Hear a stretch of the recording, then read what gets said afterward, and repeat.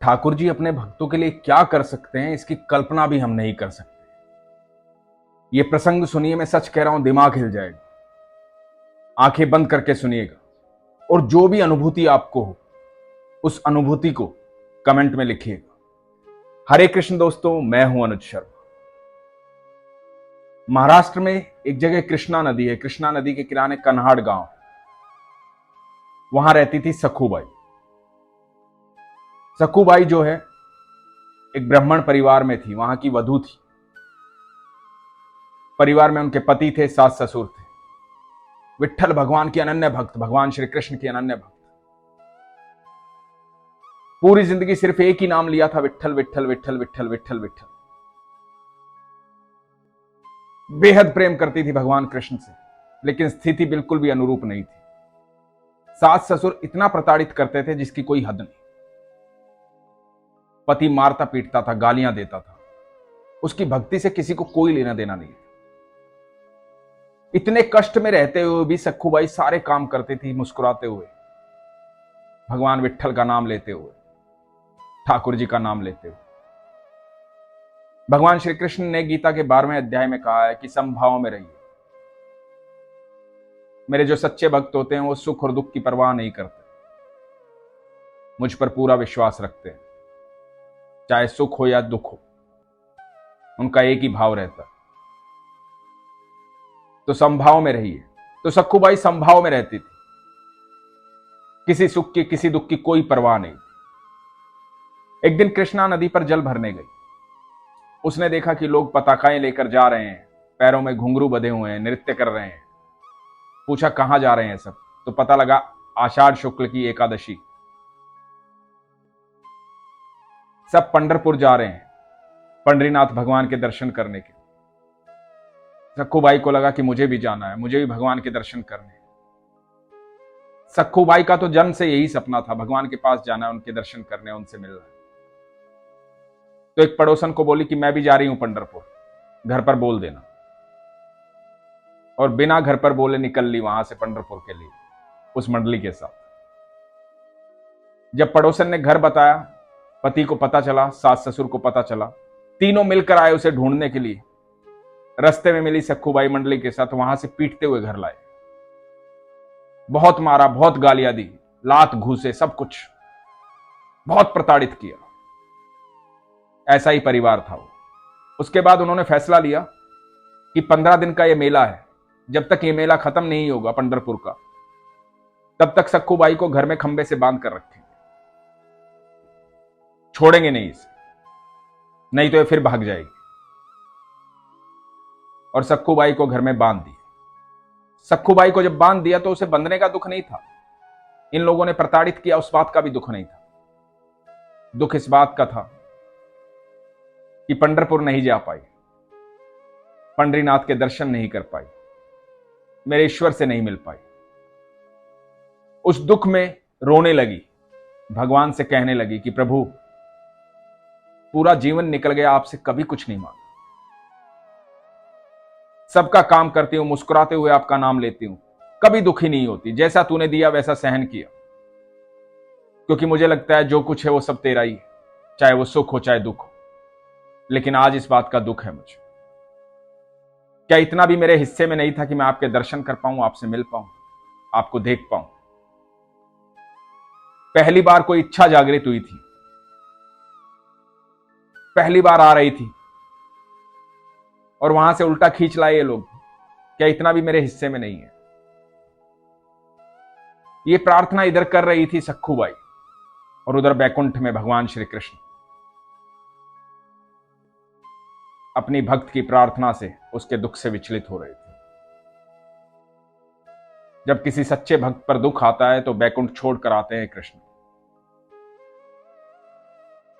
इसीलिए वो ईश्वर है, इसीलिए वो सर्वेश्वर है। धरती पर आए श्री कृष्ण, एक महिला का रूप धारण किया, चुपचाप से सखूबाई के घर में घुस गए भगवान श्री कृष्ण, और सखूबाई को जाकर के बोले, पंढरपुर नहीं जाना, पंडरीनाथ के दर्शन नहीं करने? तो सखूबाई ने कहा कि मैं तो यहां बंधी हुई हूं, मैं कैसे जा सकती हूं? और तू कौन है? तो भगवान श्री कृष्ण जो महिला के रूप में थे, उन्होंने कहा कि मैं तेरी मदद के लिए आई हूं, मैं यहां बंद जाती हूं, तू चली जा, दर्शन करके आ जाना। सखूबाई को ये बात सुनने को मिली। सखूबाई को ये समझ में ही नहीं आया कि कौन महिला है, कैसे आई है, कहां से आई है। उसको कोई उस बात से लेना देना नहीं था, क्योंकि उसके दिमाग में तो सिर्फ चल रहे थे पंडरीनाथ जी, उसके ईश्वर। भगवान श्री कृष्ण ने उसे वहां से मुक्त किया। वो वहां से चुपचाप निकल करके चली गई पंढरपुर, और भगवान श्री कृष्ण यहां बंधे हुए हैं सखूबाई के घर में। सखूबाई का पति आ रहा है, प्रताड़ित कर रहा है, सास ससुर आ रहे हैं, गालियां दे रहे हैं, और श्री कृष्ण बंधे हुए हैं, भक्त के प्रारब्ध काट रहे हैं। इधर पंढरपुर में सखूबाई पहुंचती हैं, भगवान के दर्शन करती हैं। उसकी प्रसन्नता का ठिकाना नहीं है, बेहद खुश है, भगवान से मिल रही है, और इधर भगवान श्री कृष्ण प्रताड़ित हो रहे हैं। न खाने को कुछ मिल रहा है, ऊपर से गालियां दी जा रही है, गुस्सा किया जा रहा है, धमकाया जा रहा है, डराया जा रहा है, छेड़ा जा रहा है, कहा जा रहा है और जाएगी पंढरपुर, जाके दिखा। और श्री कृष्ण चुपचाप सुन रहे हैं। एक दिन सखूबाई के पति को यह एहसास होता है कि मेरी पत्नी है, भूखी प्यासी है, कई दिन हो गए हैं, बांध के रखा है, कहीं भूख प्यास से मर ना जाए, मर गई तो दूसरा विवाह भी नहीं होगा। उसके मन में दया आती है, वो जा करके सखूबाई बने श्री कृष्ण को खोलता है, और श्री कृष्ण वहां से मुक्त होते हैं। मुक्त होने का मतलब यह नहीं था कि श्री कृष्ण वहां से चले गए। अब भक्त का इंतजार है, सखूबाई आएगी, जब आएगी तब भगवान श्री कृष्ण जाएंगे, नहीं तो ये लोग सखूबाई को प्रताड़ित करेंगे कि वो कहां चली गई। भगवान उनकी सेवा कर रहे हैं, उनके परिवार की सेवा कर रहे हैं, अच्छा भोजन बना रहे हैं, झाड़ू पोछा कर रहे हैं, नदी से जल भरकर ला रहे हैं। सारे काम जो सखूबाई करती थी भगवान कर रहे हैं घर में। अब भगवान के हाथ का बना हुआ भोजन वो लोग खा रहे हैं, तो उनके विचार बदल रहे हैं। स्वयं त्रिलोकी ने भोजन बनाया है, स्वयं त्रिलोकी वहां वास कर रहे हैं, लगातार उनका व्यवहार बदल रहा है। उनका व्यवहार सखूबाई के प्रति बहुत अच्छा हो गया। इधर सखूबाई जो है भूल ही गई है कि मेरी कोई सहेली वहां पर आई थी और वो बंधी हुई है, किसी महिला ने मेरी मदद की। वो तो भगवान को देख करके भजन कीर्तन में इतनी लीन हुई, इतनी लीन हुई कि भगवान में ही विलीन हो गई। क्योंकि सखूबाई ने सोच लिया था कि इसी देह के साथ कभी पंढरपुर से बाहर नहीं जाऊं, कभी वहां नहीं जाऊंगी, मेरे गांव नहीं जाऊंगी। वो भूल गई थी। और एक दिन हुआ यूं कि कीर्तन करते करते, भजन करते करते वहीं भगवान में विलीन हो गई, वहां देह त्याग दी। इधर भगवान इनके परिवार की सेवा कर रहे हैं। वहां मंदिर में किसी ब्राह्मण ने देखा कि ये तो सखूबाई है, हमारे गांव की, तो सखूबाई का अंतिम संस्कार कर दिया। पहले जमाने में ऐसा होता नहीं था कि खबर पहुंचाई जाएगी, क्योंकि फोन वगैरह कुछ होते नहीं थे, चिट्ठी पत्री कई दिन में पहुंचेगी, संदेशा कौन लेकर जाएगा, और इतनी देर शरीर कहां रखा रहेगा। तो वहीं पर अंतिम संस्कार कर दिया गया।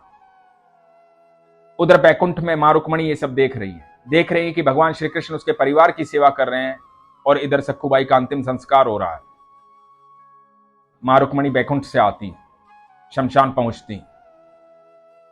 सखूबाई का जब अंतिम संस्कार हो रहा है, सब लोग चले गए, तो सखूबाई को फिर से जीवित करती है और कहती है कि तुमने कहा था ना कि पंढरपुर से बाहर इस देह के साथ नहीं जाओगी, अब तुम्हारी देह बदल गई है, मैं रुक्मणी हूं, तुम जाओ यहां से, अपने घर जाओ, अब सब ठीक होगा, निश्चिंत रहना। सखूबाई मूर्छा में थी। उसी मूर्छा में वहां से पंढरपुर से चलती हुई वो अपने घर की तरफ बढ़ रही थी, तो देखा कृष्णा नदी के किनारे वो सहेली यानी कि भगवान श्री कृष्ण जल भरने आए थे। तो भगवान श्री कृष्ण सखूबाई से मिले और सखूबाई को बोला कि ये लो जल की गगरी, जाओ अपने घर। सखूबाई ने कहा कि सखी, मैं नहीं जानती तुम कौन हो, लेकिन तुमने मेरी बड़ी मदद की, इस मदद के कारण मैं मेरे भगवान से मिल पाई, उनके दर्शन कर पाई। भगवान श्री कृष्ण मुस्कुराए। सखूबाई अपने घर पहुंची। घर पहुंची तो देखा कि सबका व्यवहार बदला हुआ है, सब प्रेम से बातें कर रहे हैं, ऐसे व्यवहार की कभी कल्पना भी नहीं की थी। व्यवहार बदले भी क्यों ना, इतने दिन स्वयं भगवान जो वहां रहे हैं, इसलिए परिवार का व्यवहार बदल गया। सब ठीक ठाक चल रहा था। भगवान श्री कृष्ण और रुक्मिणी बैकुंठ चले गए थे। अचानक से वो ब्राह्मण आया जिसने सखूबाई का अंतिम संस्कार किया था। उसने सखूबाई को देखा। वो खबर देने आया था कि सखूबाई नहीं रही और हमने अंतिम संस्कार कर दिया, लेकिन उसने सखूबाई को जैसे ही देखा वो हैरान हो गया। वो बोला कि तुम यहां कैसे हो सकती हो, मैंने तुम्हारा अंतिम संस्कार किया है। घर वालों ने कहा कि ये तो यही थी। ब्राह्मण ने बताया कि मैंने पंढरपुर में इसका अंतिम संस्कार किया, ये कैसे हो सकती है। सब हैरान थे, बोले कि नहीं ये तो यही थी, ये पंढरपुर कभी गई नहीं। तो ब्राह्मण ने कहा कि बहुत सारे लोग थे वहां जो ये जानते हैं कि ये सखूबाई का अंतिम संस्कार हुआ है, ये कैसे हो सकता है। तो परिवार वालों ने दबाव दिया, बोला कि सच बताओ क्या हुआ, कैसे हुआ, क्या कह रहे हैं ये। तो सखूबाई ने बताया कि घटना सारी इस तरह से हुई थी। मूर्छा में थी, मुझे सब कुछ याद नहीं, लेकिन रुक्मिणी जी आई थी। मैं शमशान से बाहर निकली थी, उन्होंने कहा था तुम जाओ सब ठीक मिलेगा। जब परिवार को ये सारी बात पता चली तो परिवार खुद को क्षमा नहीं कर पाया, भाव विभोर हो गया। हमारे घर भगवान श्री कृष्ण आए थे, हमने उनको बांध के रखा, विट्ठल भगवान को बांध के रखा, हम कैसे क्षमा मांगे। हमारी बहू लक्ष्मी है, ऐसी भक्त है जिसके लिए स्वयं भगवान आए। उस दिन से उस घर का व्यवहार बदल गया। प्रेम ही प्रेम था वहां पर, भक्ति ही भक्ति थी वहां पर। दोस्तों, बहुत सारे संदेश मुझे आते हैं।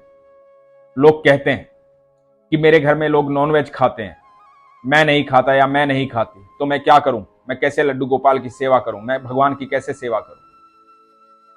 बहुत सारे लोगों के घर में बहुत सारी परेशानी है।